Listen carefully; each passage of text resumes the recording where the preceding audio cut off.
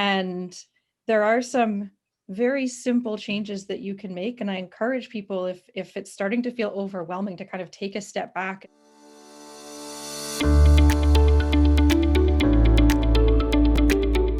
Welcome back, everyone. This is part 2, and we're talking about toxic load and hormone disruptors with Emma Rohmann. We are super excited to have you back.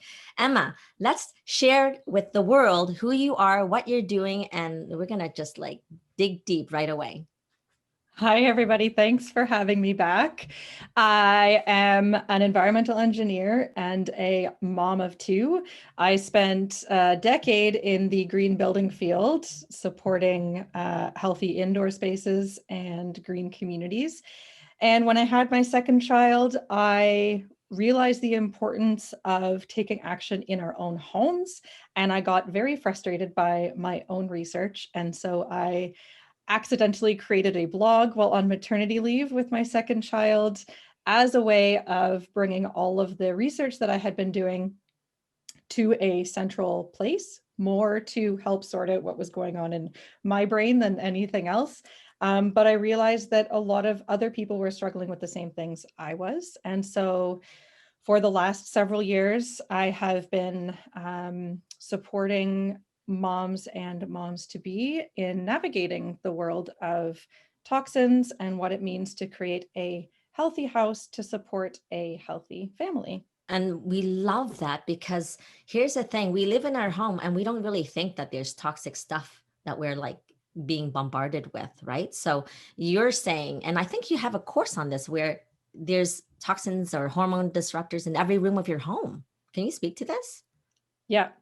And when I first started looking into this, I thought I would be finding out information about carcinogens and things that exacerbated asthma, because I was struggling with asthma at the time. And I didn't really understand hormones to the extent I do now, or hormone disruptors. And they are what I focus on the most because hormone disruptors are everywhere. And the thing with hormone disruptors is that they act in the body at much lower concentrations than other toxins. And so the general belief that you need to have a high exposure, or kind of the old school environmental health study, was focused on occupational exposure. So like workers that were exposed to very high doses that developed cancer because of it, in pesticide field workers, for example, or Right. Yeah. You know asbestos what? in buildings, those sorts of things. Yes, because Right? there was some research for men's sperm being being more infertile because they lived on and grew up on a farm. I forget Yes. what research that was. It's like it would totally lower their sperm count, right? So Yeah. it's totally prevalent. But of course, now we'd love to hear some of the key things in the home that may be surprising to us. Yeah. And I touched on it on the last episode a little bit. And because I think so many people get hung up on, oh my gosh, I have to change my mattress, but they're so expensive. Or, oh, I have to remodel or renovate in order to get toxins out of the home.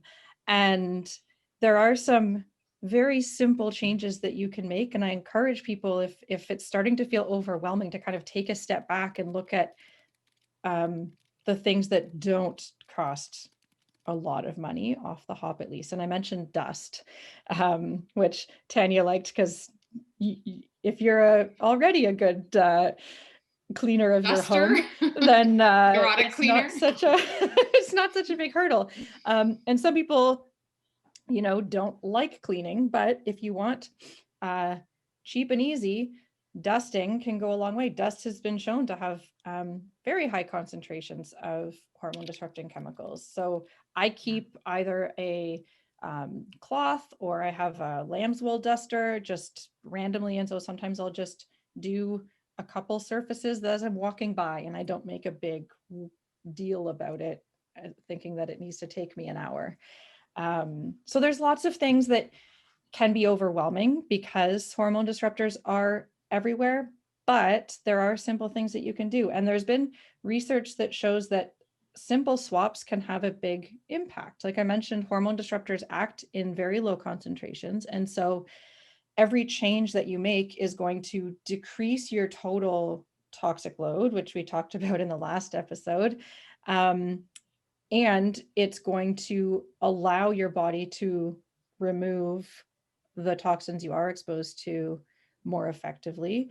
And because it doesn't take a lot for hormone disruptors in particular to cause issues in the body, everything that you can do to lower is going to help. Again, the goal should not be elimination. That's impossible. But there was one study that looked at teenage girls in the US, and they had them swap out their makeup and skincare products for just 3 days. They took out the ones that contained hormone disrupting chemicals and replaced it with ones that were free from, I think it was phthalates and parabens and triclosan and maybe one other. And they noticed a 30 to 40% reduction in these chemicals after just 3 days of swapping out their skincare. So little changes make a difference. That is the good news. So what in the study, is this like a blood test that they're testing after 3 It was the days? urine. Urine. Oh, wow. So That's they looked at their amazing. metabolites. Yeah.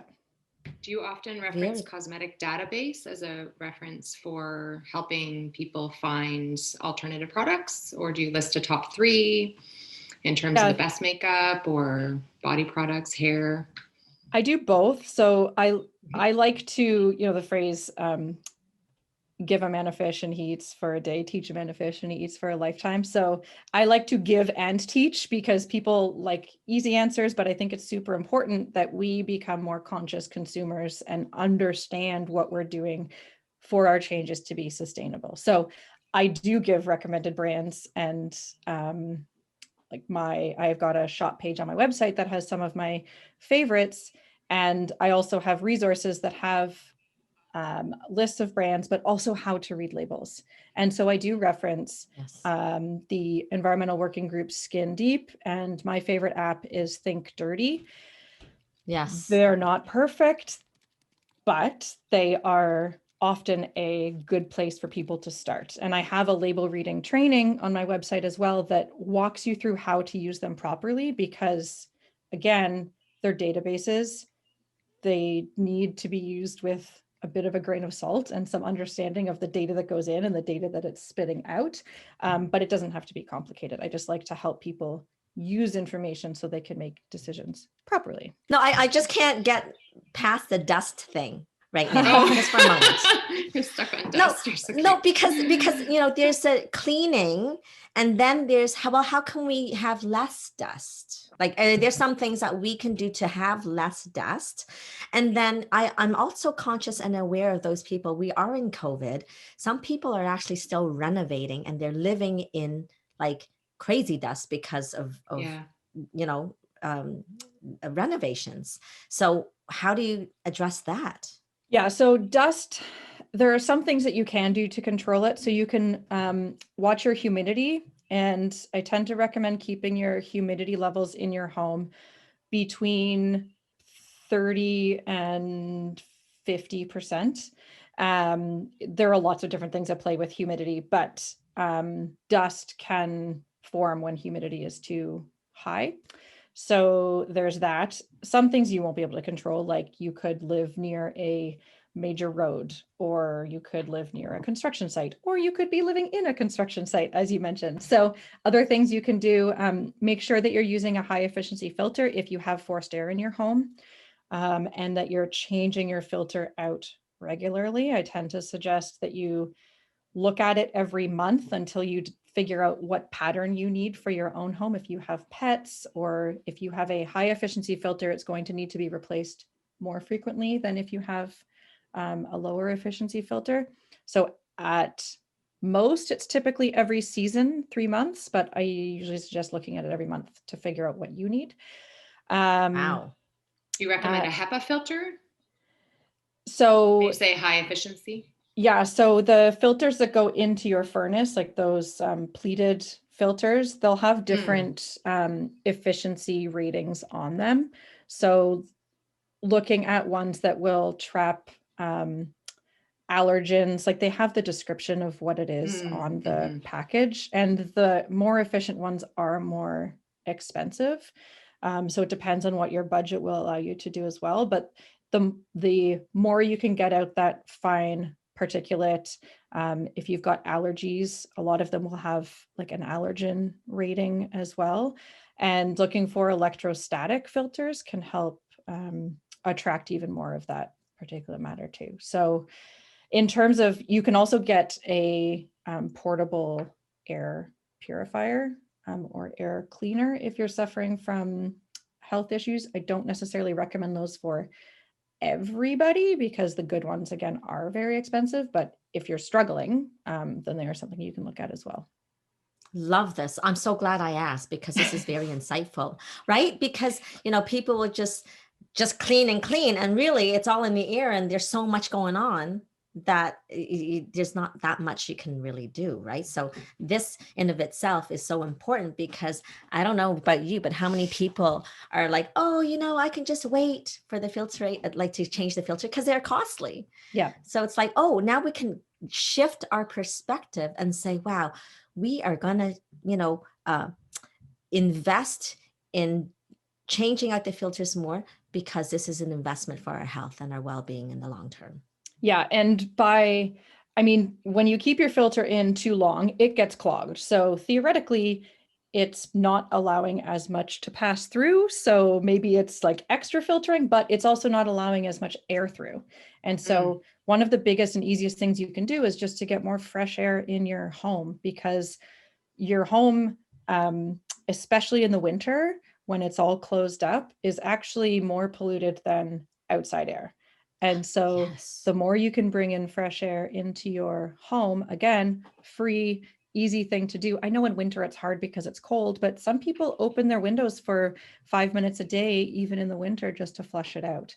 And so with those high efficiency filters, if you don't change them as regularly, like if you're switching from a low efficiency to a high and you don't change it out as much, you can also burn out your furnace fans, which causes more maintenance issues and is more expensive down the line. So lots of things to think about, but yes, it is worth changing your filter more regularly. Absolutely. So it's like, choose what you're going to be frugal with. Yes. So this is not the option, I think. And then to add to that is, yes, open up the window through the house, but just get outside too. Yes. Just bundle up and get outside. So now on to you, Dr. Tanya. What did you want to ask? Sorry about that. No worries. And actually, I just wanted to make a comment, kind of a joke that I always say, OTW, open the window, is your best air freshener rather than using the chemical air fresheners to try and clean up the smell. Like, do not use those products. Those can definitely go out. But what is the best way? Because we're talking about all this dust that's in the house, and I personally switched to those water cleaners that kind of clean up the dust, and rather than the mops that have the chemical smells. But a lot of people use those mops with the the little attachment that has that lovely odorous chemical soup smell. So tell us about cleaners. What's the best way that we can not completely waste the money we've spent, but swap out and use clean products to clean our home? Yeah. So for most consumable products, I do recommend, use up what you've got and have a plan in place to replace them with healthier options, so that when you run out, you're not just running over to the drugstore in a panic because you don't have any more dish soap or toilet cleaner or whatever you're trying to do. And looking at your cleaning products is important. Research has shown that using products, both regular and green cleaners, increase the VOC concentration, the volatile organic concentration, volatile organic compound concentration in your air during and after cleaning. And conventional cleaners contain ingredients that don't need to be listed on the label. Unfortunately, unlike body care products, which do need ingredients listed, cleaners do not. And so not only is it contributing to poor indoor air quality, but you don't necessarily know what's in it. And often conventional cleaners will include ingredients like fragrance, which can be very irritating for some people, but it can also contain chemicals that will cause sensitivities down the line. Preservatives like methyl isothiazolinone, which I talk about a fair bit because it is a sensitizing ingredient that you might not react to it right away, but you can build up an intolerance over time. And disinfectants, which everybody is looking at. Yes, we're all using now. And Yeah. especially at our clinic, we're using it all the time. And so that's disconcerting to me. So it's funny, right? Because when this all was happening, I'm like, okay, well, we're doing all that we can for the PPE and protocols and stuff. I was less worried about the COVID than I was with the actual disinfectants because they're so strong. And there are some safer disinfectants that can be used. And I think looking at choosing disinfectants wisely in healthy homes, we don't need to be disinfecting every surface. In a medical clinic, you're looking at a different scenario. And yes, occasional exposure to some of these things is fine. You're going to be exposed to some of this stuff along the way. And we are in a pandemic. Our baseline is not the same as a normal day, right? So I think, there's a lot of panic and freaking out on both sides about what we're exposed to, but there is a balance. So with disinfectants, you can still avoid fragrance. You can avoid bleach. There are products that are hydrogen peroxide based that are approved by Health Canada and the EPA to be effective against COVID. So there are safer options out there that are effective. And I think that's one of the big misconceptions is, oh, I want to use green cleaners, but they don't work or they're not going to keep my house clean. And so many people think that clean is that fake smell, to Tanya's point, that the conventional cleaners make us think that we need. But your house does not have to smell to be clean, and it's quite the opposite. So it takes a bit of a mindset shift because so much of what we do is what we grew up with or what we've been conditioned to believe from marketing. And so sometimes it just starts with the trusting that actually soap is an effective cleaner. You don't need a whole bunch of other junk in it. And I use Castile soap as the soap that I use in my all-purpose cleaners and my bathtub cleaner and everything. And it's soap. Soap does a good job at what it's supposed to do. You don't need a whole bunch of extra things. So in fact, more effective to wash your hands for rather hand than washing, using yes. the disinfectant, right? Because that just spreads the virus using a disinfectant. I'm still confused as to why we use that in personally in grocery stores. And it's like, is it really doing anything? Or are we just kind of running our hands and cracking them and making us more susceptible? I don't know the answer to that question. Like it makes more sense just to make sure our hands are washed and, when we get home and not to touch our faces. But I don't know if you could speak to that or if you have no comment. Yeah, again, I think with the pandemic, I mean, a lot of the hand sanitizers are alcohol based, which, is it going to be drying for your skin and all that stuff? Yes, it's annoying to have to use all the time. The biggest issue with hand washes that like a lot of people have switched to disinfectant hand washes at home even, and that contains antibacterial ingredients like triclosan, which is banned actually in the US for hand washes, but not Canada, interestingly enough. And it's a hormone disruptor. Wow. You don't need it. Plain soap and water, like the FDA, if there has ever been a organization that surprisingly, they're not exactly known for being on the kind of natural bandwagon, but they have been saying for a very long time that soap and water is your best defense, and you don't need antibacterial soap. Thank you. Thank you. That is so, so, so important because people are so addicted to the hand sanitizers. And I get that, when you're out and there's no other choice, then you can use it. But for sure, people are like using it like crazy.